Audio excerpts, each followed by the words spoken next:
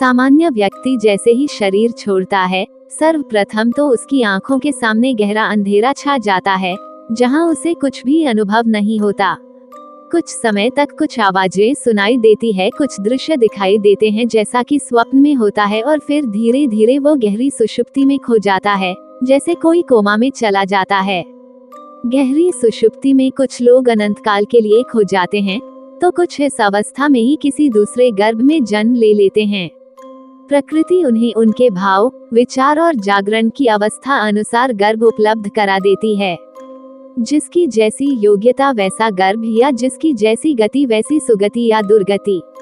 गति का संबंध मति से होता है, सुमति तो सुगति। लेकिन यदि व्यक्ति स्मृतिवान, चाहे अच्छा हो या बुरा है, तो सुषुप्ति में जागकर चीजों को समझने का प्रयास करता है।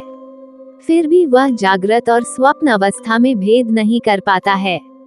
वो कुछ कुछ जागा हुआ और कुछ कुछ सोया हुआ सा रहता है, लेकिन उसे उसके मरने की खबर रहती है।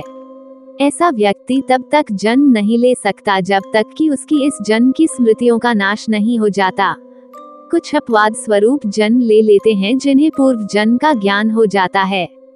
लेकिन जो व्यक्ति बहुत ही ज्यादा स्मृतिवान, जागृत या ध्यानी है, उसके लिए दूसरा जन्म लेने में कठिनाइयां खड़ी हो जाता है, क्योंकि प्राकृतिक प्रोसेस अनुसार दूसरे जन्म के लिए बेहोश और स्मृतिहीन रहना जरूरी है। इनमें से कुछ लोग जो सिर्फ स्मृतिवान हैं, वे भूत, प्रेत या पितर योनि में रहते हैं, और जो जागृत हैं वे कुछ काल तक अच्छे गर्भ की तलाश का इंतजार करते हैं। लेकिन जो सिर्फ ध्यानी है या जिन्होंने गहरा ध्यान किया है, वे अपनी इच्छा अनुसार कहीं भी और कभी भी जन्म लेने के लिए स्वतंत्र हैं। ये प्राथमिक तौर पर किए गए 3 तरह के विभाजन है। विभाजन और भी होते हैं जिनका वेदों में उल्लेख मिलता है। जब हम गति की बात करते हैं तो 3 तरह की गति होती है: सामान्य गति, सद्गति और दुर्गति। तामसिक प्रवृत्ति व कर्म से दुर्गति ही प्राप्त होती है, अर्थात इसकी कोई गारंटी नहीं है कि व्यक्ति कब, कहां और कैसी योनि में जन्म ले।